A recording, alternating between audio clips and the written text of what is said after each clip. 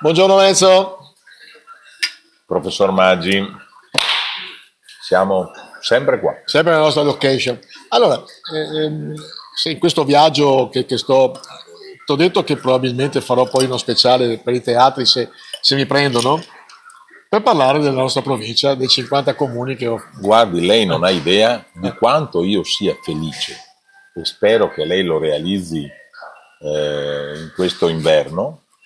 Questo speciale, questo tour fra i teatri del comune della provincia di Rovigo, frutto dei Nei suoi miei contatti, contatti. te l'ho detto la volta scorsa, tutti i sindaci che ho conosciuto fino adesso mi sono tutti molto piaciuti, tutti, proprio indistintamente. Perché poi, giustamente, un sindaco mi ha fatto un discorso da palissiano. Eh, non c'è nessun sindaco che vuole male al suo paese.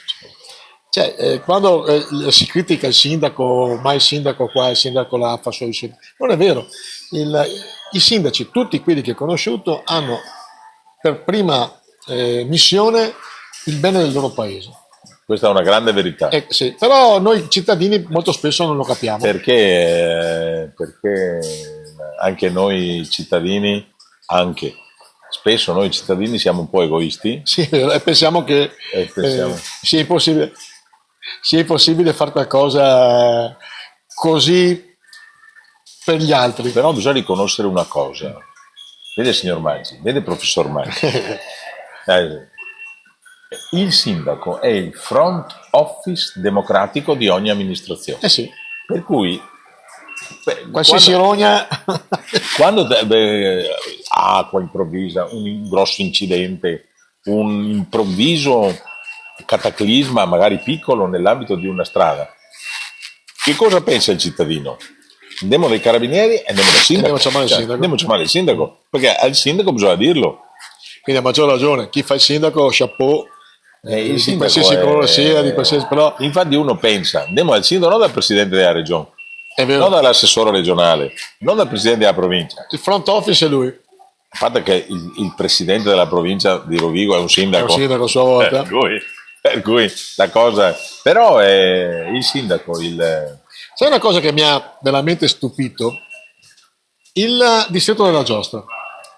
Ho fatto Bergantino, ho fatto Gaiba, scusa, ho fatto Calto, ho fatto Melara. Diciamo che forse Melara e Bergantino sono i due paesi, perlomeno nella esattamente, nostra sono proprio, provincia, proprio più contigui. importanti per quanto riguarda il distretto della giostra.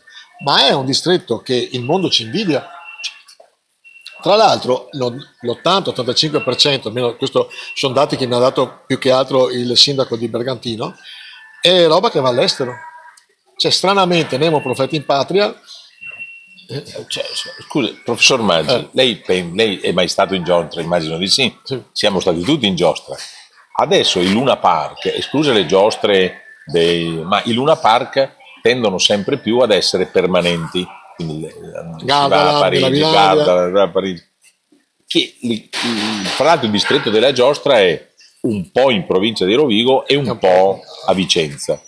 Sono le aziende locali metalmeccaniche, sono aziende Sì, specialistiche poi che lo realizzano lì e quindi però chi la mente è lì. sì, però per contro i grossi centri, tipo abbiamo citato Mirabilandia e Gardaland, non hanno giostre di Bergantino No, o del distretto. no, C'è un altro segreto, siamo sfortunati su fuori quello. onda mi hanno spiegato anche perché, ma non te lo posso dire adesso. Allora sennò- non lo diciamo. Però, ci sta Non lo di- diciamo neanche fuori onda. Ci sta di mezzo, per esempio, la certezza del credito da noi, che non è proprio così. Ah, ho capito. Vabbè, ma questa Ho è un'altra capito, storia, questa è un'altra non mi storia. sbilancio più di tanto. Ho capito. Però il distretto della giostra è una cosa veramente straordinaria. Per esempio, il discorso dell'immigrazione, loro non l'hanno scoperto ormai da 3-4 generazioni, anzi loro hanno il problema che hanno in Francia della terza generazione che non si integra, per paradosso. Certo, certo, Eh, certo. Però la prima integrazione che è successa più o meno dal dopoguerra in su Ha avuto successo. ha avuto successo. Adesso devono gestire la terza generazione, che questo è un fatto anomalo. In ogni paese, adesso siamo nel 2025, in tutti i paesi del mondo si è creato il problema della terza generazione. ma pensi lei, anche nel coso, pensi professor Maggi, il Veneto è terra di imprenditori e quindi ci sono i imprenditori post 50 che sono quelli che hanno creato le aziende, le hanno proprio materialmente fatto 1000 lire per 1000 lire e hanno creato i capannoni. La seconda generazione è quella che li ha resi enormi, la terza generazione fra di loro, io è qui che mi devo mangiare tutto. È un famoso detto, la prima fa, la seconda mantiene, la terza maglia. Generalizzare è sempre un'ingiustizia, non va bene generalizzare, però evidentemente è uno dei cicli della vita che caratterizza anche l'impresa. Però il distretto della Giostra purtroppo è uno dei pochi distretti che ha resistito.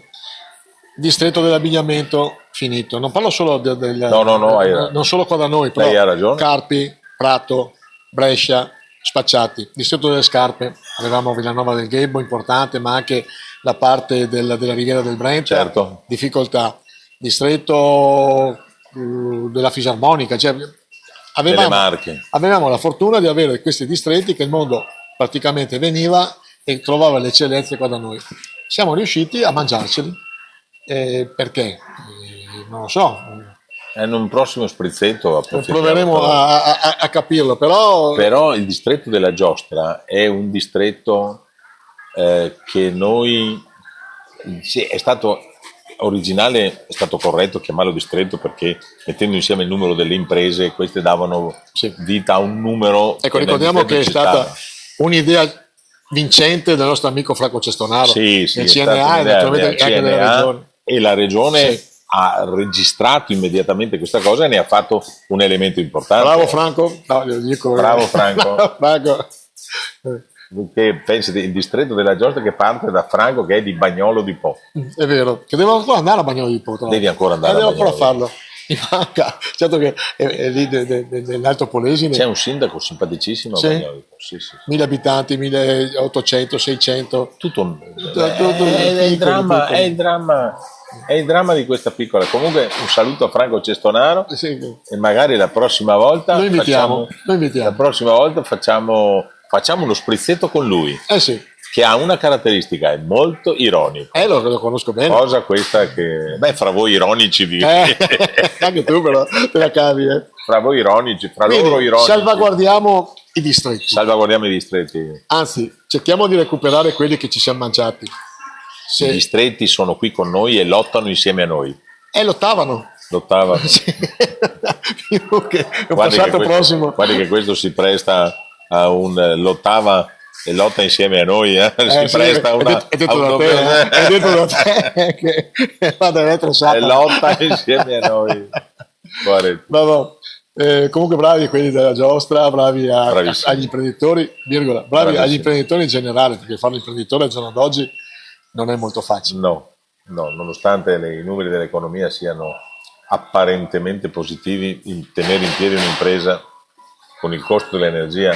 Perché sono andato a vedere, faccio un piccolo inciso prima di chiudere, sono andato a vedere Bonaccini e lui ha detto una cosa, il presidente del PD, ex presidente della regione Emilia-Romagna, ha detto una cosa, un uomo molto intelligente. Sì. E ha detto una cosa molto interessante, guarda che la nostra economia in questo momento qua, che è anche inattiva eccetera, è drogata dal PNRR. Certo.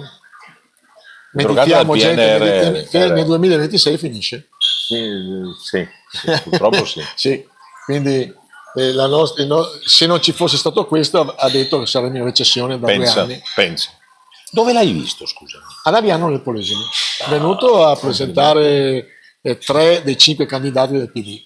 Complimenti, bravi. Scommetto che c'era il nostro amico Angelo Zanellato. C'era Angelo, c'era 2 di Rovigo che ahimè non conosco. 3 su 5. 3 su 5, bene. Complimenti a Bonaccini. Lo scopriremo solo detto da lui, perché... Lo scopriremo solo vivendo.